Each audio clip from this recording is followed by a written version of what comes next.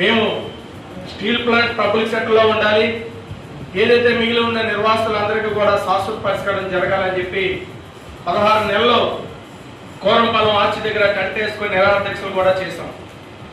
అంతేకాదు టెంట్ 16 నెలలు ఆపిన తర్వాత హైకోర్టులో కూడా ఈ స్టీల్ ప్లాంట్ భూములు ఇచ్చిన నిర్వాసితుల సంగతి ఏంటి, మరి మాకు ఆ రోజు ఇచ్చిన హామీ ప్రకారంగా మరి ప్రభుత్వాలు ఎందుకు నిలబడట్లేదు, ఆ రోజు మా దగ్గర భూములు తీసుకునేటప్పుడు ప్రతి ఇంటికి ఒక ఉద్యోగం ఇస్తామని చెప్పి మా దగ్గర భూములు తీసుకున్నారు. ఎకరానికి 1200 రూపాయలు చొప్పున మా దగ్గర కారు చౌకగా తీసుకొని ఈ రోజు మాకు ఇంకా 8500 మందిని రోడ్డును పరిశీలించారు. అందుకోసం మీరు మాకు ఉద్యోగం ఇవ్వలేదు కాబట్టి ఈ రోజు ప్రైవేటైజేషన్ చేసేస్తున్నారు కాబట్టి ప్లాంట్ని ఏదైతే మిగిలిన భూమి అయితే ఉందో ఆ భూమి మిగిలిన నిర్వాసులందరూ కూడా వెనక్కి ఇవ్వాలని చెప్పేసి మేము ప్రధానంగా ఈరోజు హైకోర్టులో రిట్ పిటిషన్ వేసుకొని మేము కొట్లాడుతున్నాం.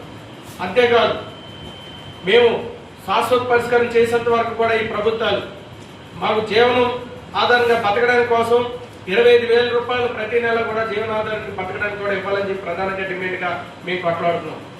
ఇందులో భాగంగా మరి చూస్తూ ఉంటే ఈ రాజకీయ పార్టీ నాయకులందరూ కూడా ఈ పార్టీ ఆ పార్టీ అని కాదు, ముందున్న జగన్మోహన్ రెడ్డి గారు కానివ్వండి, దానికన్నా ముందు కాంగ్రెస్ పార్టీ కానివ్వండి, టీడీపీ కానివ్వండి, ఇప్పుడైనా జనసేన కానివ్వండి, బీజేపీ కానీ అన్ని పార్టీ నాయకులు కూడా మా యొక్క నిర్వాసితుల డిమాండ్ని మేనిఫెస్టోలో ప్రధానంగా పెట్టడం, ఎలక్షన్ వస్తే నిర్వాసితులందరూ కూడా శాశ్వత పరిష్కారం చేస్తామని చెప్పడం, ఎలక్షన్ అయిన తర్వాత ఈ సమస్యను మర్చిపోవడం అయితే చాలా దారుణంగా భావిస్తున్నాం.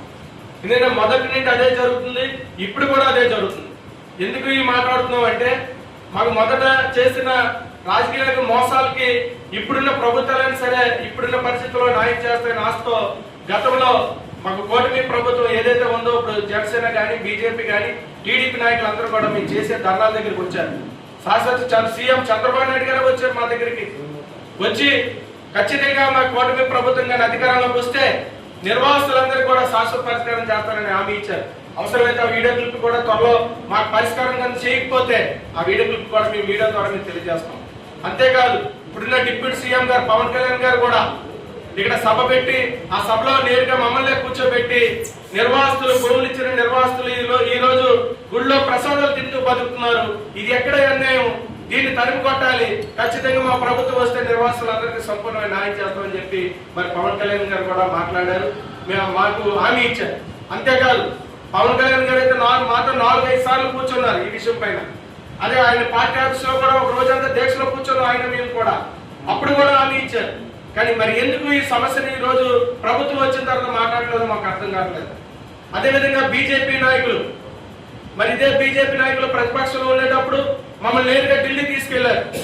ఢిల్లీ తీసుకెళ్లి అప్పుడు అధికారంలో బీజేపీ కేంద్రంలో ఉంది కానీ రాష్ట్రంలో లేనప్పుడు మాత్రం మమ్మల్ని ఢిల్లీ తీసుకెళ్లి మా కమిటీ అందరినీ కూడా ఢిల్లీ పెద్దల దగ్గర కూర్చోబెట్టి మీ అందరికీ శాశ్వత పరిష్కారం చేస్తాం, మీ డిమాండ్ ఏంటని చెప్పేసి మమ్మల్ని అడిగితే మా అందరికి ఒకటే చెప్పాం, మాది ఏదైతే భూములు తీసుకున్నా మా భూములు వెనక్కివ్వండి, ప్రతి 6 నెంబర్కి అక్కడ భూమి చెప్పిన నష్టపరిహారం మా చెల్లించండి అని చెప్పేసి మేము మాట్లాడి లెటర్లు ఇచ్చి కూడా వచ్చాం.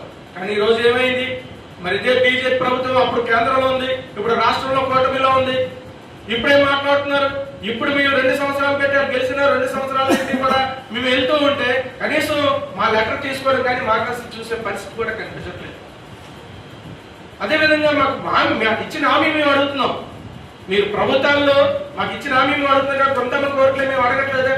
ఎక్కడున్న భూములు ఆ ఇండస్ట్రీ లాగా మాకు ఒక 100 ఎకరాలు మేము బతుకుతాం, మేము ఫ్యాక్టరీ పడతాం, ₹1 అద్దెకోండి మేము అడగట్లేదు.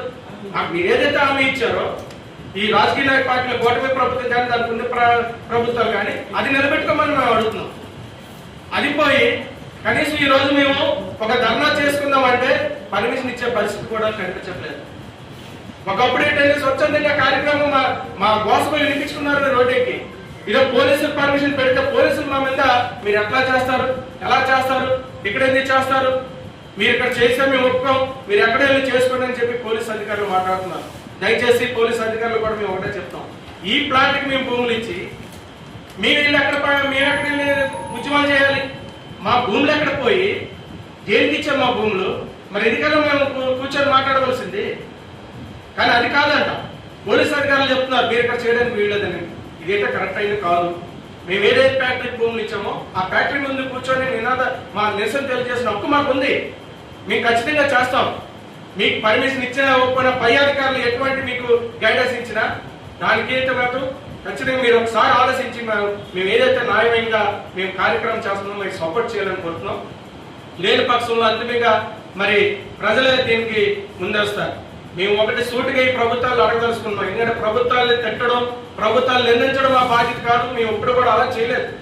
ఈ రోజు ఇంత పెద్ద స్టీల్ ప్లాంట్ లో మాకు కడుపు మండి ఉన్నా కూడా మేము ఏ రోజు కూడా ఒక ఉద్యోగస్తుని కానీ, ఒక కాంట్రాక్టర్ కానీ, ఒక అధికారిని కానీ, ఒక స్టీల్ ప్లాంట్ కానీ ఎప్పుడు కూడా మేము స్తంభించాలి, దాన్ని డ్యామేజ్ చేయాలనే ఆలోచన కూడా మాకు ఏ రోజు లేదు.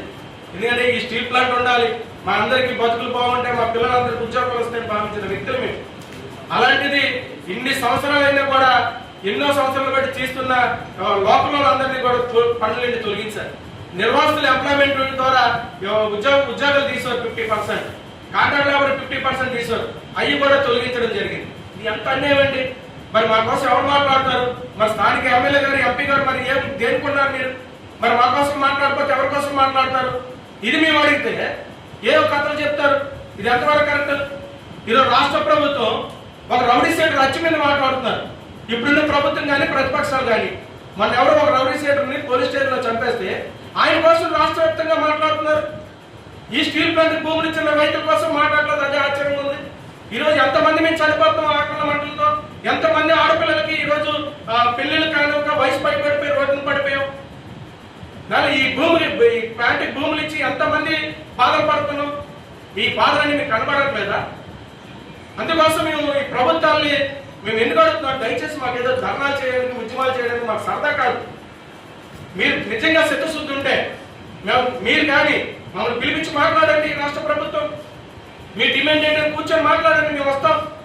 మా డిమాండ్ మేము ముందు పెడతాం, మీరు పరిష్కారం చేయండి. మేము ఎందుకు రోడ్లు ఎక్కుతాం? మేము ఈరోజు ధర్నా చేస్తానంటే ఎమ్మెల్యే గారికి, ఎంపీ కానీ అవకాశం మీరు ఇవ్వకూడదని అంటున్నారు. మీరు ఎలా చేస్తారో ధర్నాలు అడుగుతున్నారు. మరి మీరు ధర్నాలు చేయకపోయి మేము మిమ్మల్ని అడగకపోతే పరిష్కారం ఎవరు చేస్తారు? మనం ఎవరు దీనికి బాధ్యత? ఒక విధంగా ధర్నాలు చేయొద్దు అంటున్నారు. మరి దీన్ని పరిష్కారం చేయమని కదా మేము ఎప్పటి నుండో అడుగుతున్నాం. అందుకోసం దయచేసి ఇప్పటికైనా ప్రభుత్వాలు స్పందించి దీని పరిష్కార మార్గం చూడమని చెప్పేసి మేము అడుగుతున్నాం. ఇది మేము సరదా కాదు. మేము రోడ్డెక్కి ధర్నాలు మా పిల్లలు రోడ్డెక్కి ధర్నాలు చేయడానికి మాకు అంత ఇది కూడా కాదు. కానీ ఎంత ఇదిగా ఇన్ని సంవత్సరాలు పెట్టి మేము మొన్న డిసెంబర్లో కూడా మెయిన్ కార్డు పెద్ద ఎత్తున ఉద్యమం చేస్తే కనీసం పట్టించుకునే నాడు లేదు. కనీసం ఎంపీ గారు మా దుర్భాగ్యం ఏంటంటే ఎంపీ గారు కనీసం స్టీల్ ప్లాంట్ నిర్వాసితుల కోసం మాట్లాడకపోవడం చాలా దారుణం ఉంది. ఎంపీ గారికి బాధ్యత ఉంది దీనిపైన. స్టీల్ ప్లాంట్ మీద, స్టీల్ ప్లాంట్ నిర్వాసితుల మీద ఎంపీ గారికి ప్రధానమైన బాధ్యత ఉంది, ఎమ్మెల్యే గారికి. కానీ ఒక్కసారి కూడా ఆయన ఎలక్షన్లో ఎన్ని కోతలు కోసారో ఎంపీ గారు, కానీ ఈ రోజు కనీసం మాట్లాడే పరిస్థితి లేదు. మేము వెళ్ళి ఆయన వెళ్తూ ఉంటే అడ్డుకుంటే పల్లగారు చూసుకుంటారు, పల్లగారు చూసుకుంటారని మా చేతులతో వెళ్ళిపోయే పరిస్థితి ఈరోజు చూస్తున్నాం. ఎంత దారుణమండి. మేమేం చేసామండి? మీకు మిమ్మల్ని నమ్మి ఓట్లు వేసినందుక మా నిర్వాసితులందరూ కూడా గాజువాకలో పల్లా శ్రీనివాసరావు గారికి 95,000 పైన ఓట్లు మెజార్టీ ఇచ్చినందుక మీరు మాకు ఇచ్చే బహుమతి ఇది ఎంతవరకు కరెక్ట్ అండి? ఇదేదో మీ మీద మేము కుట్రతోట మీ మీద పడక మేము మాట్లాడుతున్నాం, ఆవేదనతో మాట్లాడుతున్నాం. మేము పడుతున్న ఇబ్బందులు చూసి మాట్లాడుతున్నాం. మా నిర్వాసిత గ్రామంలోకి వచ్చి మీరు ఒకసారి విజిట్ చేయండి నాయకులందరూ. అప్పుడప్పుడే ఎలక్షన్లో వచ్చారు, అప్పుడు మీ ఓట్లు అడుక్కునేటప్పుడు వచ్చారు. నిర్వాసులందరికీ కూడా చెప్పారు మేము గెలగాలని చేస్తానయ్యా, మీ పరిస్థితులు ఇవ్వకుండా అని చెప్పి. ఇప్పుడు ఎందుకు రారు మీరు? ఇప్పుడు నిర్వాసులు గుర్తులేరా మీకు? ఇందుకోసం దయచేసి ప్రభుత్వాలు స్పందించి ఇప్పటికైనా నిర్వాసులందరికీ కూడా పిలిచి మాట్లాడి శాశ్వత పరిష్కారం తీసుకొని చూడాలని ఈ ప్రభుత్వం ప్రధానంగా డిమాండ్ చేస్తాం.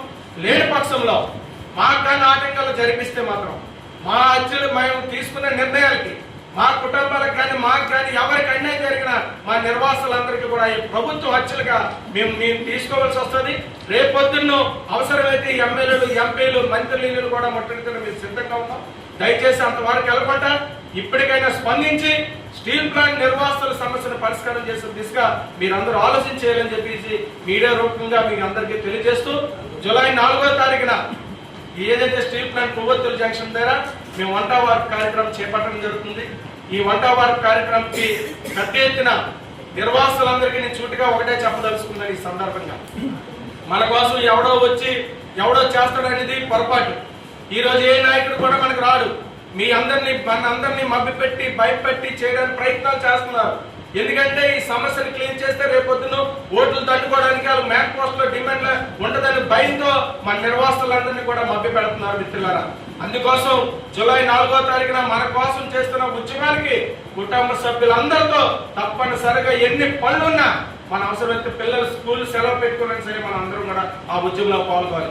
అవసరమైతే ప్రభుత్వం స్పందించే వరకు మన పగలైనా రాత్రులైనా ఈరోజు ఢిల్లీలో స్టూడెంట్స్ చేస్తున్నారు చూస్తున్నాం. సమస్య లేదు, కదలట్లేదు. కేంద్ర ప్రభుత్వం ప్రకటించవా కదలని కూర్చున్నారు. అదే విధంగా రాష్ట్ర ప్రభుత్వం మనకు అందించేదాకా కూడా మనం కూర్చోడానికి సిద్ధంగా ఉండాలి.